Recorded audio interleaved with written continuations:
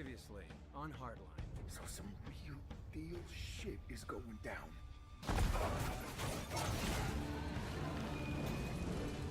There's someone you need to talk to. Oh, are you fucking kidding me? You're about the only one we can trust. What could possibly be in it for me? Dawes needs to know there are consequences for what he's done. Is it really that tough a choice?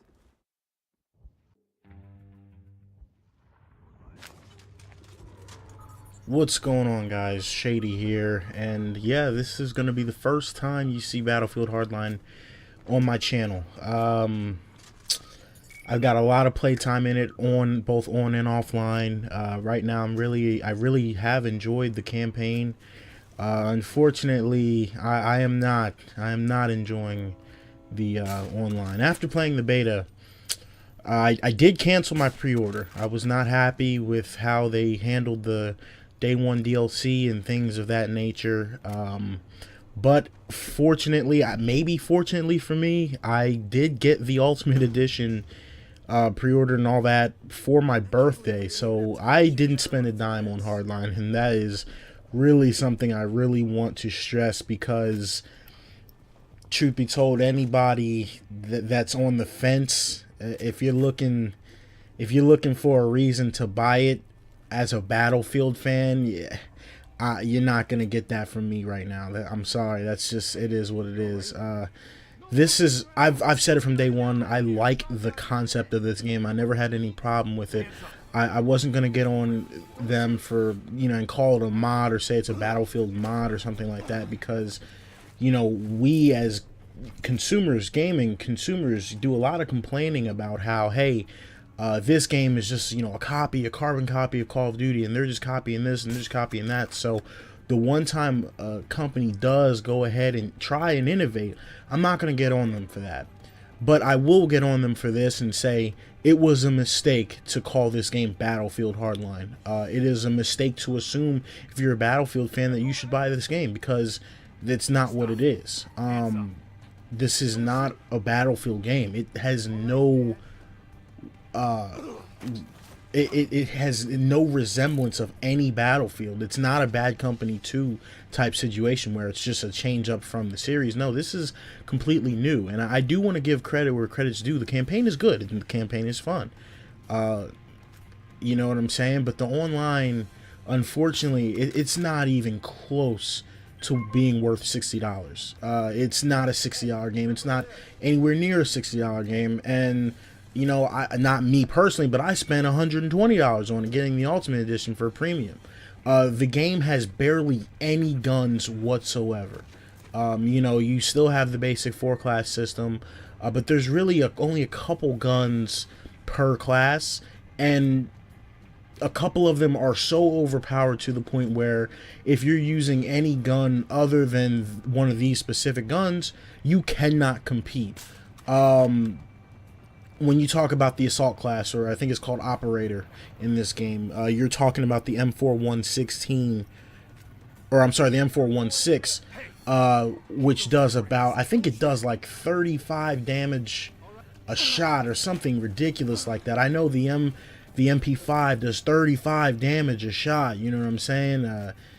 The time to kill, even with that said, the time to kill is still not the problem. The problem with this game, and I'm starting to think it's not the game, but it's just the engine, the Frostbite 3 engine.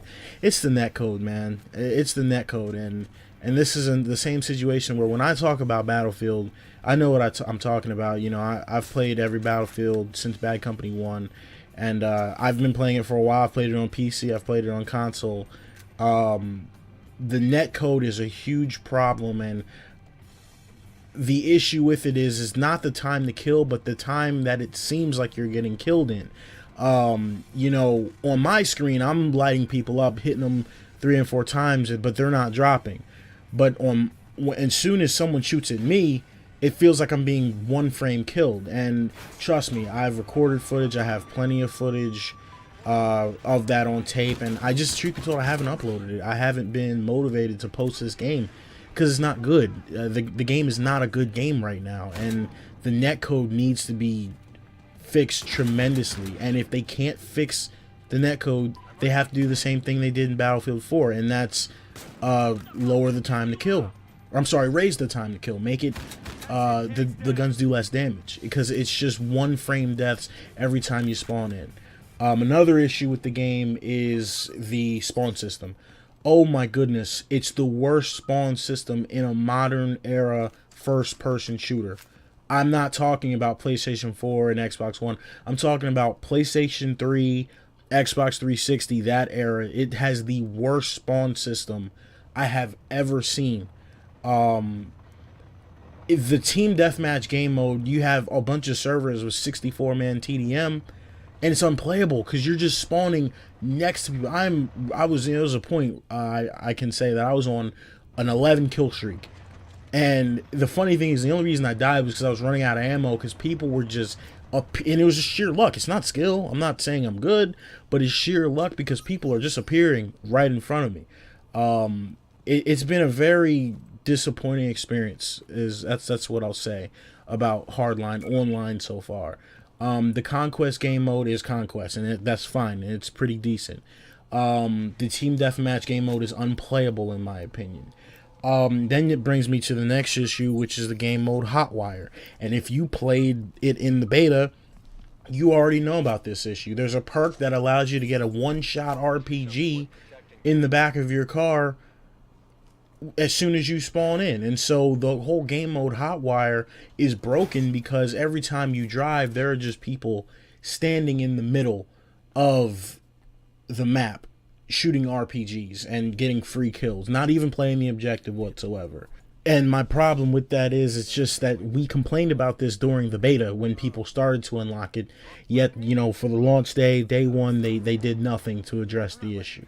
And my final point, and I feel bad to do it, but I have to do it, is it's the YouTubers, the Matimios, the X Factors, the level caps that we as a community have come to respect, the people that are launching every one of their YouTube videos that say sponsored by EA at the beginning of them. It's just a shame that they weren't more critical of this game, and the people that really do have a voice in the community, they didn't stand up and say anything to it. They didn't complain about the day one DLC. They had no problem with that. It's just, as large scale people who claim to speak for this community, they didn't do a very good job as basically Visceral, you know, released a game that was in no way, shape, or form for us. Just more towards the Call of Duty casual fans, and that's unfortunate. So, like I said, if you're on the fence to buy this game, I can't honestly recommend it, and especially not at $60, and especially not at $120. That's my quick synopsis or review of Hardline.